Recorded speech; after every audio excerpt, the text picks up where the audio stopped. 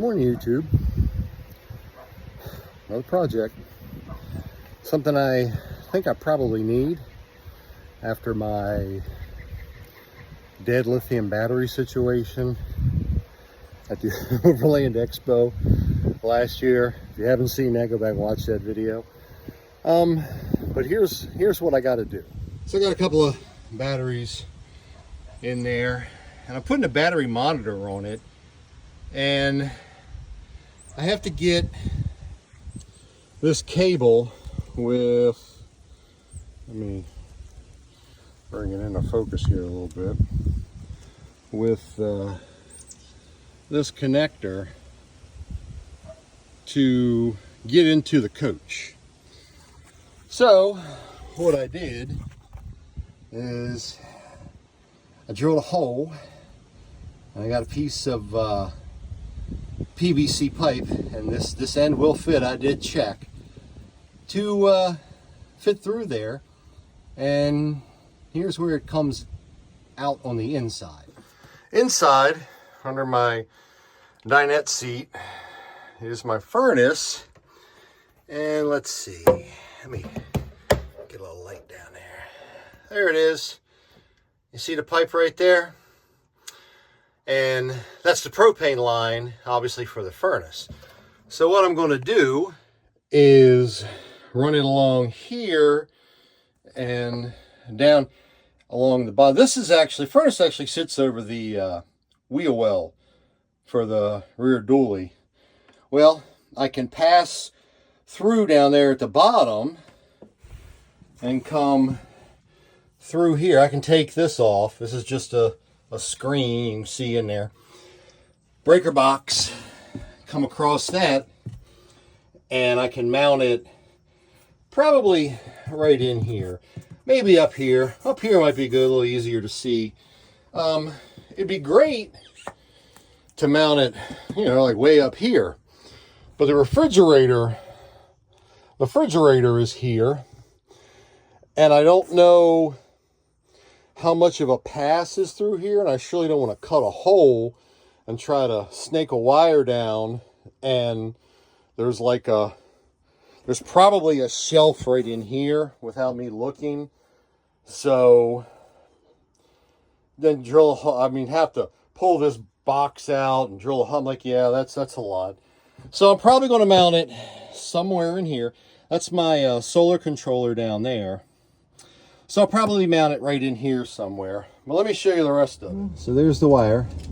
And what I'll do is I can silicone that in there so it's sealed, and then I'll silicone the wire. And then if I have another small wire sometime, maybe if I need to run it, I can maybe get it up through there.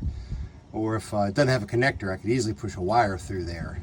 But I got wire loom. I'm gonna loom that up. It's real easy. It comes right over to the battery box here, which, you know, I'll loom it, tie it up, but I'll loom it, tie it up, and I'll keep extra. You know, there's the end. I'll keep extra in here, so when the tray slides out, I'll be able to keep the what do they call that thing? It's not a bus bar, but I don't know. Hold on. So here's the package. It's from Expion360, and that's the same kind of batteries that I have. So here's a little thing. This is a shunt. That's my bad. This is called a shunt. So you can see the plug plugs into the top one, and the bottom one is what this wire is for. One connects to the wire, this end goes into the shunt. And this is the display. For some reason, I thought it would be bigger. That's what she said.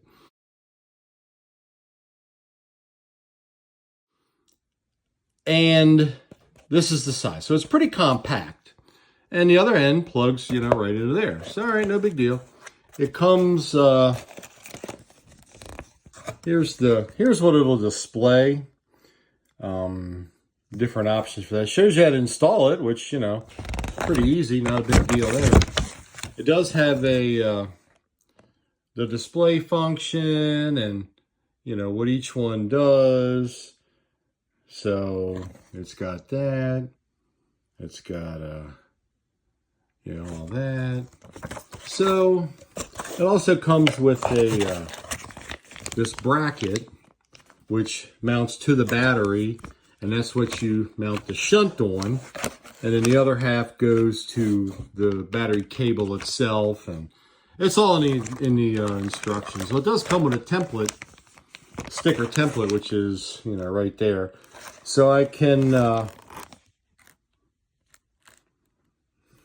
gotta read that. I guess I think my thought is I have to cut everything around this sticker out so this set's recessed into it, and that's what it looks like to me. So I'll have to figure that out. I got a Dremel tool, and I mean, you're talking just that little thin plywood out there.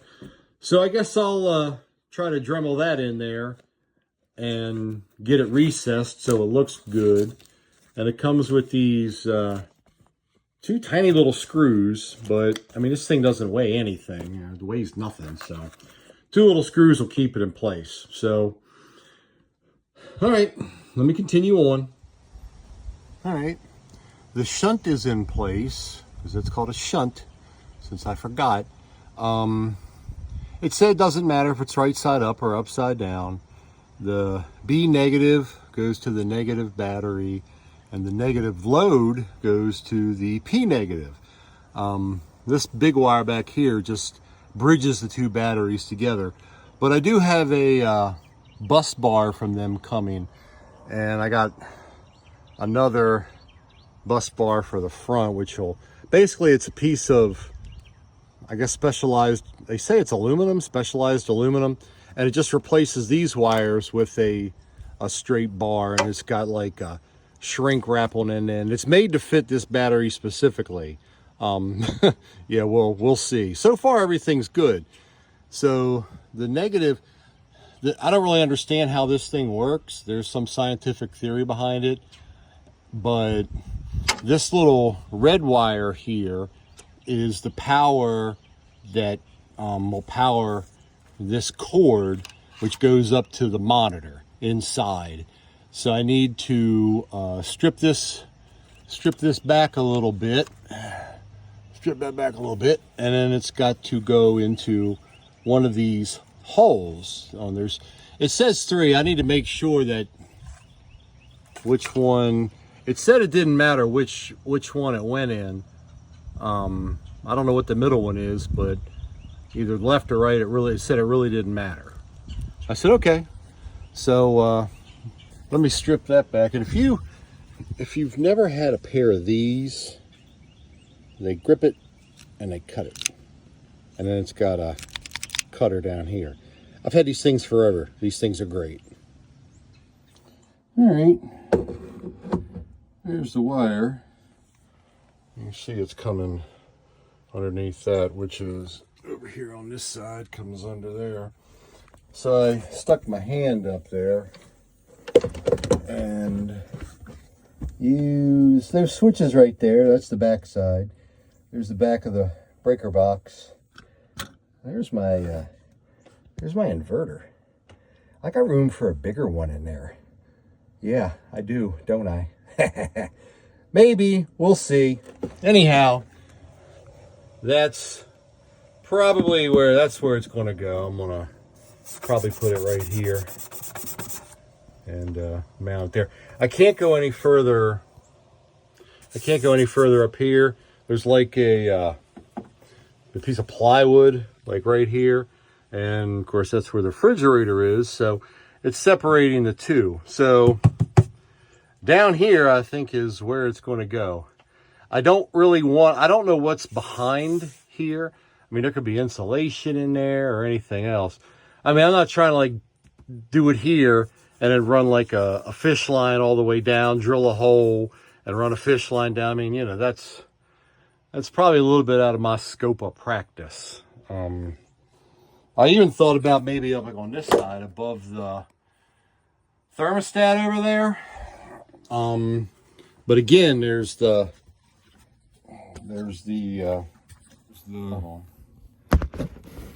wall up there. It would be like coming up through here somewhere.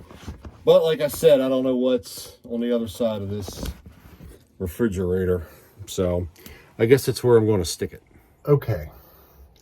So after some emails back and forth with their tech support, because I wasn't really sure what to do, that little hole, the wire goes in there. I figured it did, just wanted to make sure. Just tighten the screw up, good to go. Got the wire all ran down below, and I used a Dremel tool I drilled 4 little holes in a little template and then just Dremeled it out and popped it in. So here's the final product. And there it is.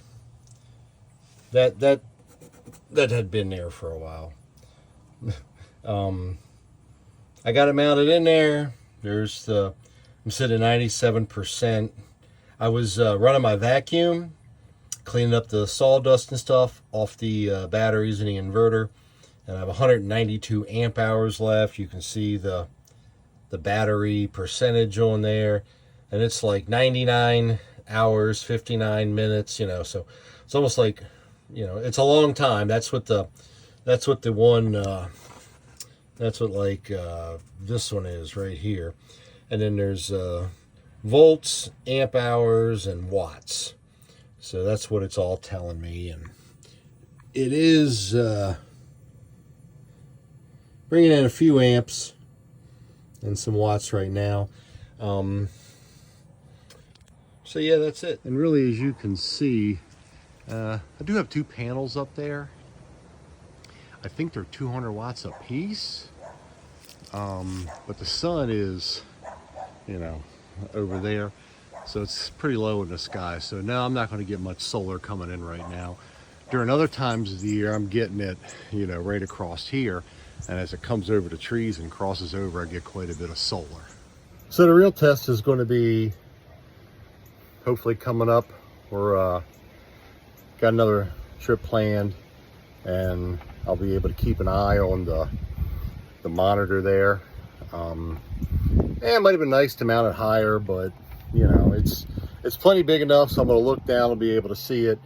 And their support, I emailed them, got an email back pretty quick.